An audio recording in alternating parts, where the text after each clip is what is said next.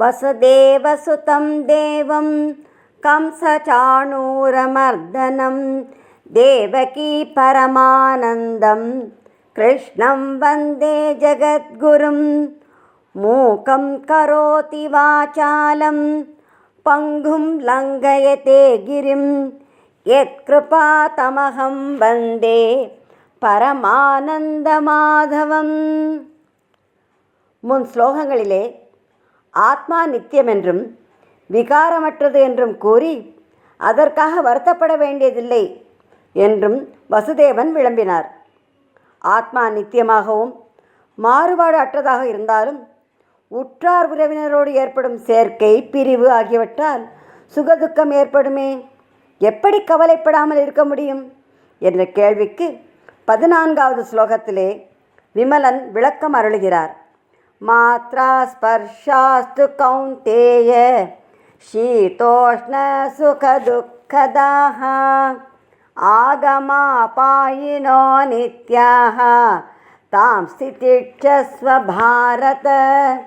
ஹே கௌந்தேய, குந்திபுத்திரனே, சீத உஷ்ண சுகதுக்கதாக, குளிர்ச்சி, வெப்பம் மற்றும் சுகதுக்கங்களை கொடுக்கக்கூடிய மாத்ரா ஸ்பர்ஷாஹாத்து புலன்களுடன் போக விஷயங்களின் சேர்க்கைகள் ஆகம அபாயினக உண்டாகி மறைபவை, அனித்யாக அனித்தியமானவை.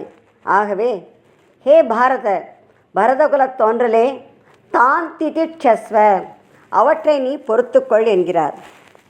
மாத்ரா ஸ்பர்ஷாக என்றால் என்ன? இந்த உடல் பஞ்சபூதங்களால் ஆனது.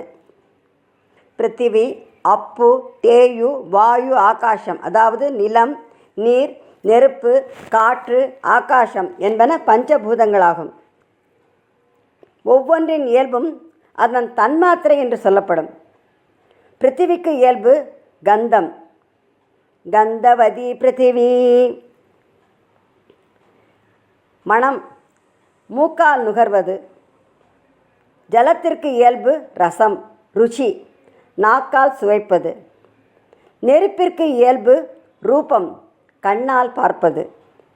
காற்றுக்கு இயல்பு ஸ்பர்ஷம், தொடு உணர்ச்சி, தோலினால் உணர்வது. ஆகாசத்திற்கு இயல்பு சப்தம், ஒலி, காதுகளால் கேட்பது.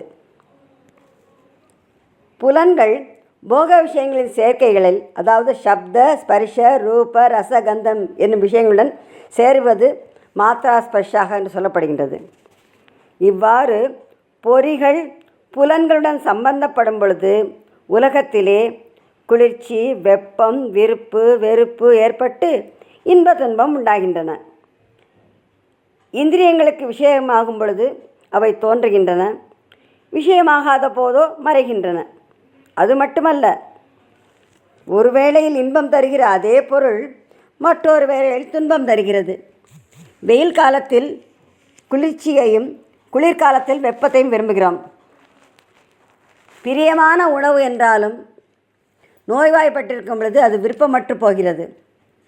சிறுவயதிலே பாகற்காய் கசக்கிறது என்று அதை ஒதுக்கியவன் வளர்ந்த பின் அந்த பாகற்காயினை உண்பதால் ஏற்படும் நன்மையை உணர்ந்து அதை விருப்பமுடன் உண்கிறான்.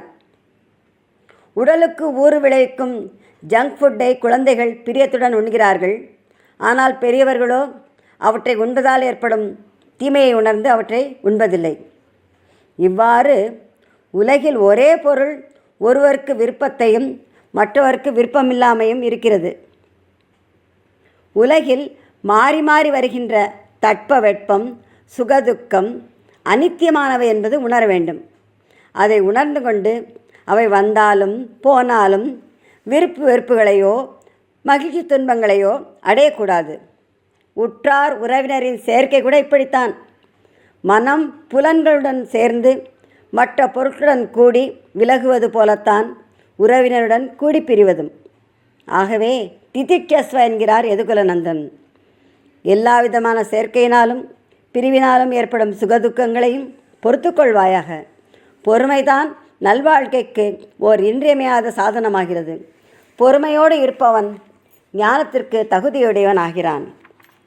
மாத்ரா ஸ்பர்ஷாஸ்து கௌந்தேய शीतोष्णसुखदुःखदाः आगमापायिनो नित्याः तां तितिक्षस्व भारत. திதிட்சஸ்வ பாரத என்று உபதேசித்த உத்தமன் பொறுத்து கொள்வதாலே என்ன நன்மை என்பதை 15வது ஸ்லோகத்திலே கூறுகின்றார்.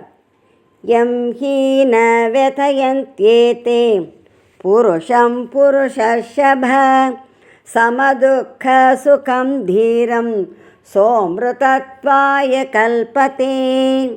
ஹி ஏனென்றால் புருஷர்ஷப புருஷர்களில் சிறந்தவனே, சமதுக்க சுகம் சுகதுக்கங்களை சமமாக ஏற்கின்ற எம் தீரம் புருஷம் எந்த தீரனான புருஷனை ஏதே இவை இந்த புலன்கள் மற்றும் போகங்களின் சேர்க்கை ந வெதயந்தி கலங்க வைப்பதில்லையோ, சக அவன் அமிர்தத்வாய மோட்சத்திற்கு கல்பதே தகுதி பெறுகிறான். புருஷன் யார்? புரிஷேத்தே இது புருஷா உடல் என்னும் புரியில் வாசம் செய்பவன் புருஷன். இங்கு புருஷன் என்ற சொல் ஆடவரை மட்டுமல்ல மகளிரையும் குறிக்கும். இங்கு அர்ஜுனனை புருஷர்ஷப என்று அழைக்கிறார். ரிஷப என்ற சொல் சிறந்ததை குறிக்கும். அர்ஜுனா, நீ புருஷ ரிஷபன், பெரிய வீரன், எதையும் பொறுத்து கொள்ளும் வலிமையுடையவன் என்பதை குறிப்பதற்காக புருஷர்ஷப என்று அச்சுதன் அர்ஜுனனை அழைக்கிறார். தீரன் என்பவன் யார்? தீரன் என்பது ஆத்ம சாதனையில் தேர்ச்சி பெற்று முற்றிய சாதகனை குறிக்கின்ற சொல். சுகதுக்கத்தை பேத பாவனையின்றி ஒன்றாகவே ஏற்று அவற்றை அனித்தியம் என்று உணர்ந்து அதில் விகாரம் அடையாதவனே தீரனாவான். தீரன் இருமைகளால் பாதிக்கப்படுவதில்லை. குளிர், வெப்பம், விருப்பு, வெறுப்பு, லாபம், நஷ்டம், வெற்றி, தோல்வி, இன்பம், துன்பம் இவையெல்லாம் இருமை எனப்படும். கொதிப்பு அடைவதற்கு பல காரணங்கள் இருந்தாலும் தீரன் கொதிக்க மாட்டான். குளிர் அதிகம் இருந்தாலும் நடுங்க மாட்டான். இது எனக்கு மிகவும் பிரியமானது என்று ஒன்றை விரும்புவதோ, இது எனக்கு பிடிக்காது என்று ஒதுக்குவதோ அவனிடம் இல்லை. இன்பம் ஏற்பட்டது என்று துள்ள மாட்டான், துன்பம் ஏற்பட்ட போது துவளவும் மாட்டான். இந்த தீரன் அமிர்தத்வாய கல்பதே. இந்த சமபாவனையுள்ள தீரன் அமிர்த தத்துவத்தை அடைகிறான். பரமாத்மா தான் அமிர்த தத்துவம்.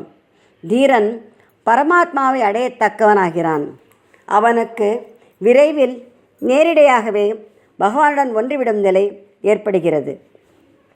எம் ஹீன வெதயந்தேதே புருஷம் புருஷர்ஷப சமதுக்க சுகம் தீரம் சோம்ருதத்வாய கல்பதே. இனி 16வது ஸ்லோகத்தில் நித்திய அனித்திய வஸ்துக்களை விளக்குவதற்காக இரண்டுக்கும் இலக்கணங்களை ரிஷிகேஷன் இயம்புகின்றார். நாசதோ வித்யதே பாவஹ நாபாவோ வித்யதே சதஹ உபயோரபி திருஷ்டோந்தஹ த்வனயோஸ்தத்வதர்ஷிபிஹி. அசதஹ இல்லாத ஒன்றிற்கு பாவக இருப்பு என்பது ந வித்யதே இல்லை. மேலும் சதக உண்மையாக இருப்பதற்கு அபாவக இல்லாமை என்பதும் ந வித்யதே இல்லை. அனையோகோ இந்த உபயோரப்பி இரண்டினுடைய அந்தக தத்துவம் தத்துவதர்ஷிபிகி தத்துவ ஞானிகளாலே திருஷ்டக கண்டறியப்பட்டுள்ளது. இந்த ஸ்லோகத்திலே சத்து, அசத்து, பாவக, அபாவக என்று 4 சொற்களை கூறுகின்றார் நாராயணன். சத் என்றால் ஆத்மா, அசத் என்றால் உடல், பாவகா என்றால் நிலையான அழிவற்ற தன்மையுடையது, அபாவகா என்றால் நிலையற்ற அழியும் தன்மையுடையது. உடலுக்கு ஆத்மாவின் நிலையான தன்மை ஒருபோதும் வராது. ஆத்மாவிற்கோ உடலின் நிலையற்ற தன்மை ஒருபோதும் வராது. அசத் என்றால் முயல் கொம்பு போன்று இல்லாதது அல்ல, மாறிக்கொண்டே இருக்கின்ற நிலையற்றது. உடல், புலன்கள், புலனுக்கு விஷயமாகும் பொருட்கள், ஜட பொருட்கள் அனைத்தும் அசத்து என்று சொல்லப்படும். அவற்றிற்கு இருப்பு இல்லை, தோன்றி மறைவன, அவை நிலையற்றவை. ஆகவே அர்ஜுனா, பீஷ்மர் முதலிய உறவினர்கள் அழிந்து விடுவார்களே என்று நீ வருந்துகிறாயே, அது உச்சிதமன்று என்று பகவான் பகர்கின்றார். சத் என்ற சொல் பரமாத்ம தத்துவத்தை குறிக்கும். அது எங்கும் நிறைந்தது, நித்தியமானது. அது இல்லாமல் ஒரு காலம் போவதில்லை. எந்த காரணத்தினாலும் அது மாறுபாடு அடையாமல் இருக்கிறது. எப்போதும் ஒரே சீராக இருக்கிறது.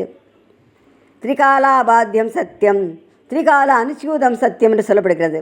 3 காலத்திலும் தொடர்ச்சியாக இருக்கின்றது அந்த சத்தியம். அது பிளவுபடாதது, விகாரப்படாதது. பீஷ்மர் முதலியோரின் உடல்தான் அழியுமே அன்றி ஆத்மா என்றும் அழியாதது. இவற்றை எல்லாம் நான் மட்டும் சொல்லவில்லை. தத்துவதர்ஷிபிகி திருஷ்டகா, வேத விற்பன்ன ஞானிகளால் இது அறியப்பட்டுள்ளது. தத்துவ ஞானிகள் சத்து அசத்து ஆகிய இரண்டினுடைய இலக்கணத்தை வரையறை செய்துள்ளார்கள். எது மாறிக்கொண்டே இருக்குமோ, எல்லா காலங்களிலும் இருப்பதில்லையோ, அழிந்து போகின்றதோ அது அசத்து என்று கூறப்படும். எந்த நிலையிலும் எக்காரணத்தாலும் எதற்கு மாறுபாடோ வேறுபாடோ அழிவோ கிடையாதோ, எப்பொழுதும் எது இருக்குமோ அதுவே சத்தியம். இவ்வாறு சத்து அசத்தின் இலக்கணத்தை எம்பெருமான் எம்பினார். நாசதோ வித்யதே பாவஹ நாபாவோ வித்யதே சதஹ உபயோரபி திருஷ்டோந்தஹ த்வனயோஸ்தத்வதர்ஷிபிஹி.